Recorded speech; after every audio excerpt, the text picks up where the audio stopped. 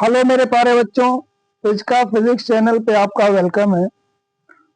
जो हम लोग नीट का थ्योरी पोर्शन कर रहे थे, हमने आपको बताया था कि दो टाइप के वीडियो बन रहे हैं, एक थ्योरेटिकल और एक में न्यूमेरिकल होगा। तो उसी में आज हम लोग एक न्यू चैप्टर स्टार्ट करने जा रहे हैं जिसका नाम है इलेक्ट्रोमैग्नेटिक इंडक्शन। और उसमें हमारी पहली हेडिंग होती है मैग्नेटिक फ्लक्स। ये मैग्नेटिक फ्लक्स क्या होता है? तो मैग्नेटिक फ्लक्स के बारे में आप सुन लें। The number of magnetic line of forces passing through any area of the surface is known as magnetic flux. मतलब कोई भी सरफेस ले लीजिए, उसका जो एरिया है, उस एरिया से जो मैग्नेटिक लाइन ऑफ फोर्सेस, जितनी मैग्नेटिक लाइन ऑफ फोर्सेस पास करती हैं, उसको हम मैग्नेटिक फ्लक्स बोलते हैं। और एक इंपॉर्टेंट बात यह है कि मैग्नेटिक फील्ड लाइंस जो होती हैं वो इमेजिनरी होती हैं, है ना। इमेजिनरी हाइपोथेटिकल लाइंस को हम लोग मैग्नेटिक फील्ड लाइंस बोलते हैं। इलेक्ट्रिक फील्ड में भी हम लोगों ने देखा था, है ना, इमेजिनरी हाइपोथेटिकल लाइंस को इलेक्ट्रिक फील्ड लाइंस बोलते हैं। उसी तरह से यहाँ पर भी ये मैग्नेटिक फील्ड लाइंस हमारी क्या होती है? इमेजिनरी होती है। लेकिन फ्लक्स हमारा जो होता है वो रियल होता है ना। मैग्नेटिक फील्ड लाइंस इमेजिनरी है, लेकिन फ्लक्स हमारा क्या है? रियल। इसको हम कैलकुलेट करते हैं कि फ्लक्स की वैल्यू कितनी है, और ये स्केलर क्वांटिटी होता है। ये पॉजिटिव भी हो सकता है, नेगेटिव भी हो सकता है, और जीरो भी हो सकता है। बेसिकली जो मैग्नेटिक फ्लक्स होता है वो मैग्नेटिक फील्ड और एरिया के बीच एंगल पे डिपेंड करता है। तो एंगल के अकॉर्डिंग ये पॉजिटिव, नेगेटिव और जीरो भी हो सकता है। जब एंगल एक्यूट होता है तो ये पॉजिटिव होता है, जब एंगल ऑब्ट्यूस होता है तो ये नेगेटिव होता है, जब एंगल 90 डिग्री होता है तो ये जीरो होता है। कौन सा एंगल? मैग्नेटिक फील्ड और एरिया के बीच का एंगल, ध्यान रखिएगा। जो मैग्नेटिक फील्ड होती है ना, इसका एक और नाम होता है, इसको हम लोग बी से लिखते हैं, और मैग्नेटिक फ्लक्स को किससे लिखते हैं? फाई से, या फाई एम लिखा जाता है, M for magnetic flux. Magnetic field का दूसरा नाम होता है मैग्नेटिक फ्लक्स डेंसिटी। से मैग्नेटिक फ्लक्स डेंसिटी भी हम लोग बोलते हैं। एरिया के बारे में जरा देखिए, एरिया का डायरेक्शन क्या होता है? एरिया का डायरेक्शन सरफेस के नेचर पे डिपेंड करता है। The direction of area of any surface depend on it's nature. मतलब नेचर का यहां सेंस क्या है कि जो हम सरफेस ले रहे हैं हमारा क्लोज्ड है या ओपन है। अगर हमारा सरफेस ओपन है तो जो एरिया होता है वो सरफेस के परपेंडिकुलर होता है। इसको आउटवर्ड, इनवर्ड दोनों डायरेक्शन में ले सकते हैं, है ना। Direction of area is perpendicular to the surface plane. जिस प्लेन की बात कर रहे हैं, जिस सरफेस के एरिया की बात कर रहे हैं।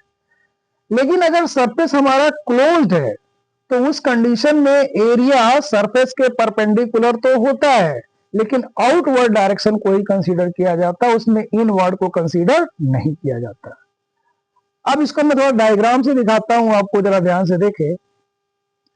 मैंने इसमें एक सरफेस दिखाया है छोटा सा, है ना, और उस सरफेस का एरिया वेक्टर का डायरेक्शन दिखाया, मैग्नेटिक फील्ड का डायरेक्शन दिखाया, उनके बीच का एंगल थीटा दिखाया। तो ये जो सरफेस है, इस सरफेस से एसोसिएटेड मैग्नेटिक फ्लक्स होगा पाई M B A cos theta.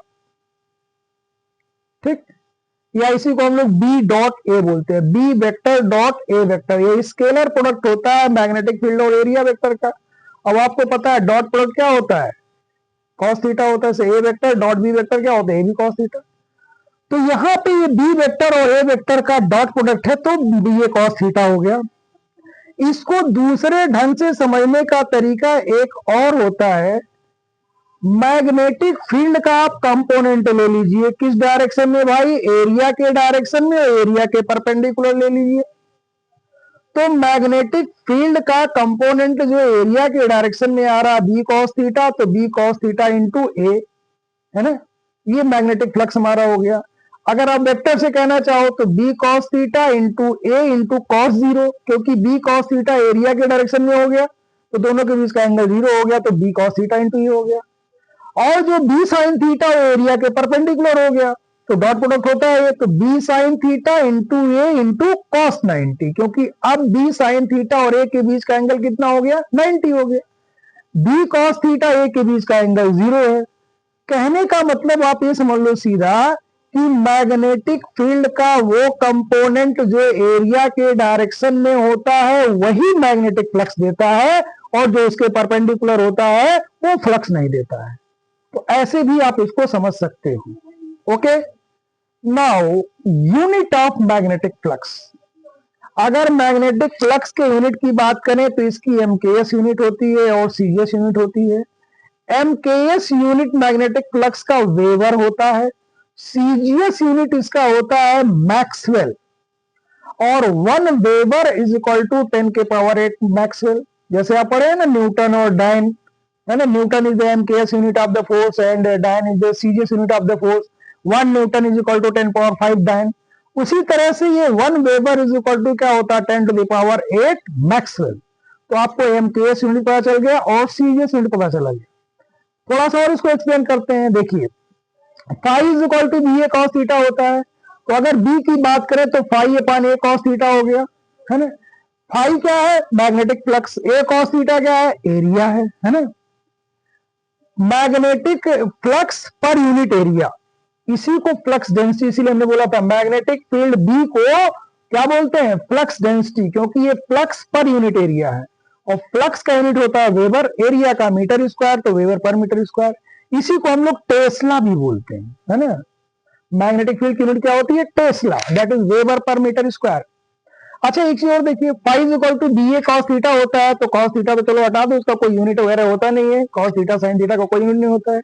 ये magnetic field torque is equal to M B, जैसे टाउ पढ़ते हैं ना, P into V, electric dipole में क्या पढ़ा था, dipole moment into electric field.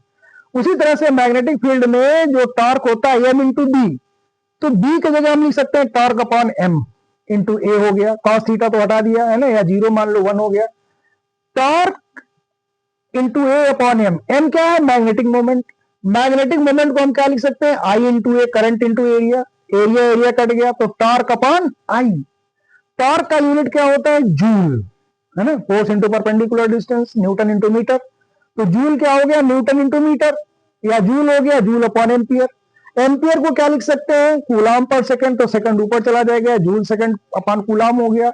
इसी जूल सेकंड अपॉन कूलाम को हम लोग क्या बोल देते हैं, वेबर, या वेबर की जगह हम क्या लिख सकते हैं, टेस्ला इंटू मीटर स्क्वायर। मतलब मैग्नेटिक फील्ड, मैग्नेटिक फ्लक्स की unit tesla into metre square भी हो गई। ओके, तो ये छोटा सा एक पॉइंट था, है ना, जो हमने आपको डिस्कस किया। ये पहला वीडियो है इसका इलेक्ट्रोमैग्नेटिक इंडक्शन का। तो इस वीडियो में इतना ही रहेगा। इसमें किसी को कोई डाउट हो तो मेरे नंबर 7668684891 पे आप कॉल कर सकते हो, मैसेज कर सकते हो, और चैनल पे भी जा करके आप कमेंट्स कर सकते हो अगर आपको कोई प्रॉब्लम होता है तो आज के वीडियो में इतना ही रखते हैं, नेक्स्ट वीडियो में मिलते हैं। Okay, thank you.